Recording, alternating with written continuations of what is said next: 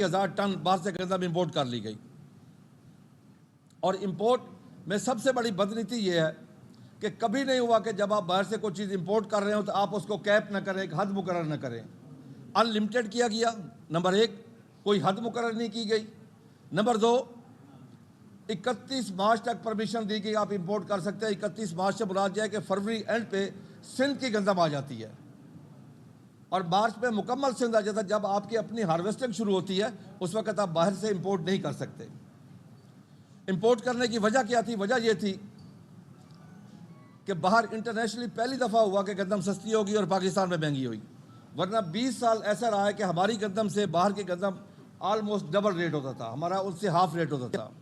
उस वक़्त इस माफिया ने यहाँ से गंदम स्मगल करके पैसा कमाया और एंड कंज्यूमर को नुकसान पहुँचा कि 2 साल पहले हमने गंदम बेची थी 2200 रुपये मन, एंड कंज्यूमर गरीब आदमी को वही गंदम मिली थी 6000 रुपये मन, काश्तकार को 2201 रुपये भी नहीं मिला था।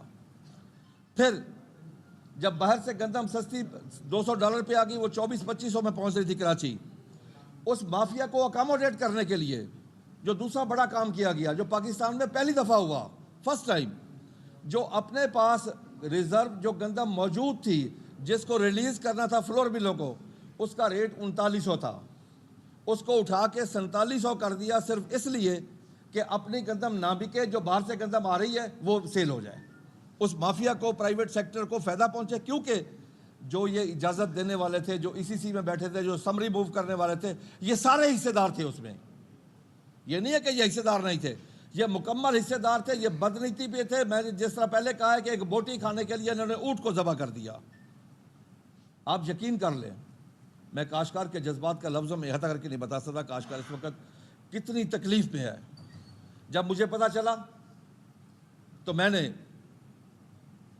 जाके वज़ीर आज़म पाकिस्तान को एप्लीकेशन दी, मैंने आर्मी चीफ को एप्लीकेशन दी, मैंने DGSIFC को दी, और उसमें मैंने सारा शो किया कि नुकसान किसको कितना नुकसान हुआ है। उसमें तकरीबन 100 अरब कमाया माफिया ने, $1 बिलियन ज़र मुबादला खर्च हुआ पाकिस्तान का,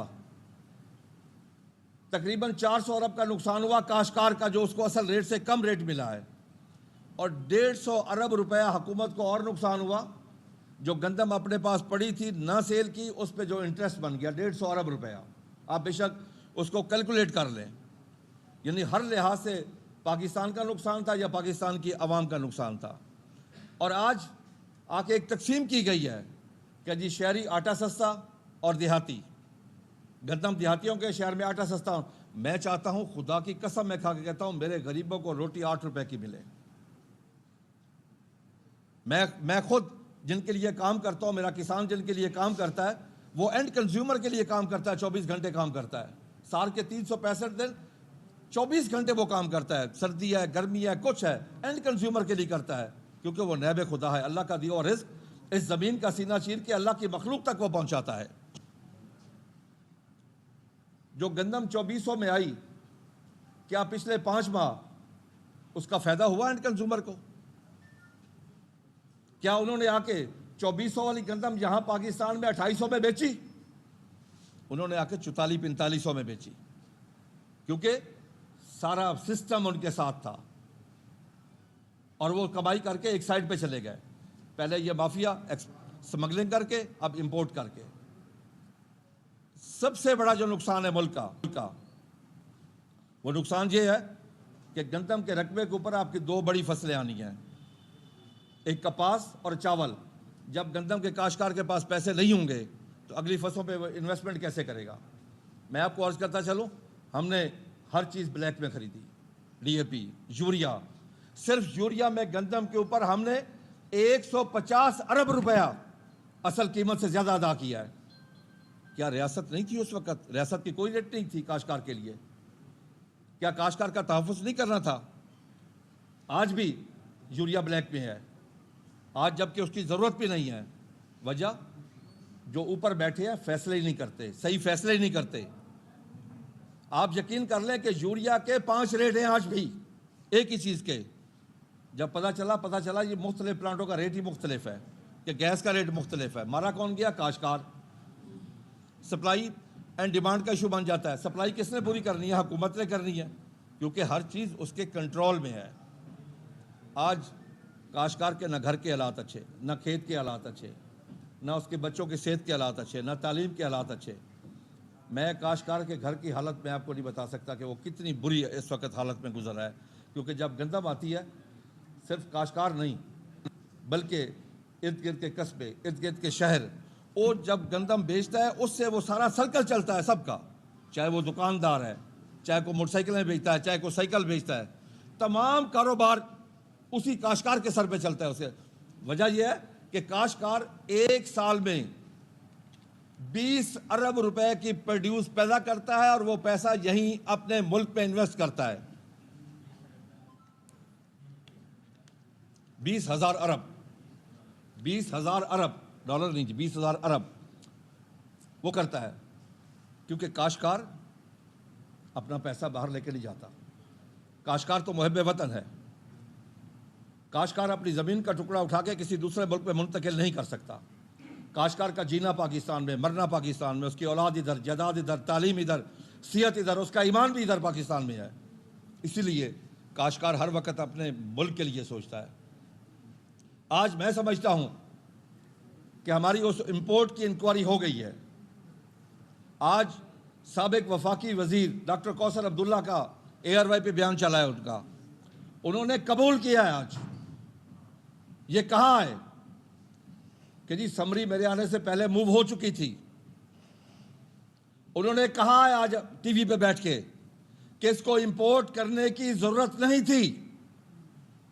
एक वफाकी वजीर, एक प्रोफेसर, एक इंतहाई पढ़ा लिखा शरीफ आदमी, आज उसने आके मीडिया के सामने, क्योंकि पहले वो श्रीलंका गए हुए थे, वापस आए, आज उन्होंने, तो मेरा ख्याल में अब होना यह चाहिए कि उन किरदारों को फांसी लगनी चाहिए, क्योंकि काश्तकारों का मुआशी कत्ल हुआ 6 करोड़ काश्तकारों का पाकिस्तान में। काश्तकारों के घर की हालत तो जाके देखें, जो गंदम लेके खेत पे बैठा, क्या उसे रात को नींद आती है? फिर पंजाब वालों ने क्या किया? मैं मिला हूं चीफ मिनिस्टर पंजाब से, मैं वफाक में वाकई फेडरल मिनिस्टर सबसे मैं मिला हूं, मैं हर एक से मिला हूं जाके, मैं हर एक को जाके अपनी रुदात सुनाई है, मैं हर एक के जाके रिक्वेस्ट की है। मैंने जाके, मेरा जाती मसला नहीं था, मैं आपको अर्ज कर दूं, ये मेरे मुल्क का मसला था। मैंने जाके कहा है कि हमने सबक नहीं सीखा कि 1.5 साल पहले हमने 24 खवातीन आटे की लाइनों में शहीद करवाई। हम वो वक्त भूल गए हैं, हम वो वक्त भूल गए हैं जब गंदम हमारे पास हम बाहर से इंपोर्ट करते थे। अगर काश्तकार ने मेहनत की है, काश्तकार ने देखा है कि मेरी माएँ बहनें आटे की लाइनों में शहीद हो रही हैं, उसने मेहनत की, स्ट्रगल की, आज तो काश्तकार को ये हक देते कि वो आज बैसाखी मनाता जितनी पैदावार हो रही है अल्हम्दुलिल्लाह। सबको क्या इनको पता नहीं था उस वक्त कि 8% ज्यादा काश्त हुई है? क्या दिसंबर में पता नहीं चल गया था बम्पर क्रॉप आ रही है हमारे पास? सब कुछ पता होने के बावजूद सिर्फ करप्शन की खातिर 6 करोड़ काश्तकारों को ज़िबा कर दिया इन्होंने। तो इसलिए हम मजबूर होके, आप यकीन कर लें कि कभी एहतजाज के लिए ऐसे दिल नहीं करता। रोड ब्लॉक करना मुझे भी तकलीफ होती है, जब मैं किसी शहरी का अगर मैं रोड ब्लॉक करूं, यकीन कर लें बहुत तकलीफ होती है उस वक्त, क्योंकि मैं भी इंसान हूं, हम काश्तकार भी इंसान हैं। ठीक है, ये मुआशरा हमें पाकिस्तानी और इंसान तस्लीम नहीं कर रहा। ये मुआशरा हर चीज़ पैदा करके देने वाले को, गोश्त हो, सब्जी हो, कपास हो, गंदम हो, फ्रूट हो, सब्जी हो, कोई चीज़ हो, उसको पेंडू और गवार का लक़ब दिया जाता है। मुआशरे में जो उसकी अहमियत होनी चाहिए वो नहीं है। गरीब हो, अमीर हो, क्लर्क हो, चौकीदार हो, कोई भी हो, पैदा कौन हर चीज़ पैदा करके उसकी दहलीज तक पहुंचाता है? काश्तकार ही है वो। और काश्तकार से बड़ा, मैं पहले अर्ज़ किया, उससे बड़ा मुहिब वतन कोई नहीं है। मैंने अपने तमाम पाकिस्तान के मुख्तलिफ तंजीमों से, मैंने किसान बचाओ तहरीक से, पाकिस्तान किसान फाउंडेशन से, फैब से, मैंने सबसे मुशावरत के बाद मैं हम नतीजे पे पहुँचे हैं कि हम फौरी तौर पे एहतजाज पे आ जाएं। इसके अलावा हमारे पास एहतजाज अपनी ज़ात के लिए नहीं, ये मैं आपको बता दूं, पाकिस्तान की ज़राअत को बचाने के लिए, क्योंकि अब जो हालात हो चुके हैं, या तो हम पढ़ लें इन्ना लिल्लाहि व इन्ना इलैहि राजिऊन, क्या ये मुल्क अफोर्ड कर सकता है कि हम ऑलरेडी एक ज़रूरी मुल्क होने के बावजूद कुदरत ने हमें वो तमाम नवाशियाँ हम पे की हैं कि दरिया हमारे पास, समंदर हमारे पास, जंगलात हमारे पास, मैदानी इलाका कराची से लेकर पिशावर तक हमारे पास, रोही हमारे पास, चुलिस्तान हमारे पास, थर हमारे पास, हर चीज़ हमारे पास होने के बावजूद हम 10 से 12 बिलियन